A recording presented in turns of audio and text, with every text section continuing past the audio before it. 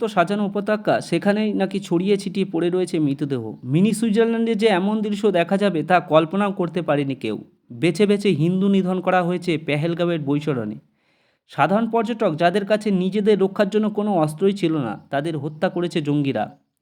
পর্যটকদের হত্যায় নিন্দায় মুখর গোটা বিশ্ব, তবে জঙ্গিরা যুক্তি দিচ্ছে অন্য। তাদের দাবি, নয়া আবাসিক আইনে কাশ্মীরের জবরদখল করা হয়েছে, কাশ্মীরদের অধিকার ছিনিয়ে নেওয়া হয়েছে। তারই পরিপ্রেক্ষিতে পেহেলগাঁওয়ে হামলার তার জবাব। এই যে জঙ্গিরা দাবি করছে সংবিধান সংশোধনের পর জম্মু কাশ্মীরের অধিকার কেড়ে নেওয়া হয়েছে, সত্যি কি তাই? কি বলা হয়েছে সংবিধান সংশোধনেতে? চলুন দেখে নেব আজকের এই ভিডিওতে। 1927 সাল ও 1932-এর করদ রাজ্য জম্মু ও কাশ্মীরের স্থায়ী বাসিন্দা আইন চালু হয়েছিল। জম্মু কাশ্মীরের তৎকালীন মহারাজা হরি সিং এই আইন চালু করেছিলেন। 1947 সালে অক্টোবরে জম্মু ও কাশ্মীরকে ভারতের অংশ হিসেবে মেনে নিয়ে চুক্তি স্বাক্ষর করেছিলেন হরি সিং। 1949 সালে শেখ আবদুল্লাহ নয়াদিল্লির সঙ্গে আলোচনা করে জম্মু ও কাশ্মীরের বিশেষ মর্যাদা দেওয়ার সিদ্ধান্ত নেওয়া হয়। বিশেষ মর্যাদার জেরে প্রতিরক্ষা, বিদেশ, যোগাযোগ এই তিন ক্ষেত্রে কেন্দ্রীয় আইন প্রযোজ্য হতো না। 2019 সালে 5ই আগস্ট সংবিধানের 370 নম্বর অনুচ্ছেদ অবলুপ্ত করা হয়। এর সঙ্গে বাতিল করা হয় 35-এর এ অনুচ্ছেদও। 370 ধারায় বিশেষ মর্যাদা হারায় জম্মু কাশ্মীর। 35-এর এতে বলা ছিল জম্মু কাশ্মীরদের বাসিন্দাদের বিশেষ অধিকার। কী সেই বিশেষ অধিকার? কী ছিল সংবিধানের 35-এ অনুচ্ছেদে?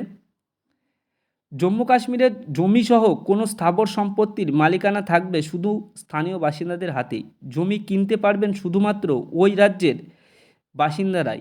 অন্য রাজ্যের কেউ জম্মু কাশ্মীরের স্থাবর সম্পত্তির মালিক হতে পারবেন না।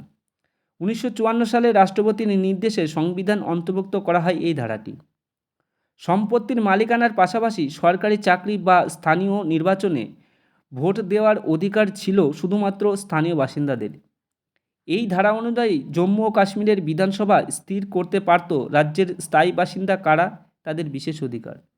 জম্মু কাশ্মীরের বাসিন্দা কোনো মহিলা যদি রাজ্যের বাইরে কাউকে বিয়ে করেন, তবে সম্পত্তির অধিকার থেকে বঞ্চিত হন। তার উত্তরাধিকারী সম্পত্তির উপরেই অধিকার থাকবে না। সংবিধানের এই 35-এ অনুচ্ছেদে অবলুপ্তিতে জম্মু কাশ্মীরের ভিন রাজ্যের বাসিন্দার সম্পত্তি কেনার পথ খুলে দিয়েছিল। জঙ্গিদের আপত্তি এখানেই।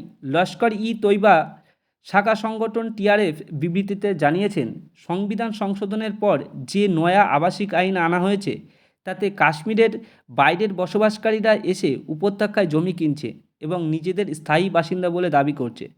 জম্মু কাশ্মীরের মোতায়েন সেনাবাহিনীকেও স্থায়ী বাসিন্দা এবং ডোমিসাইল স্ট্যাটাস দেওয়া হচ্ছে।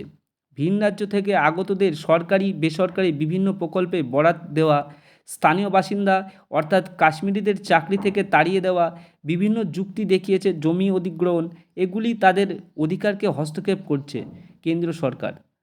লস্কর-ই-তৈবার শাখার সংগঠন টিআরএফ একটি বিবৃতির মাধ্যমে কিন্তু তারা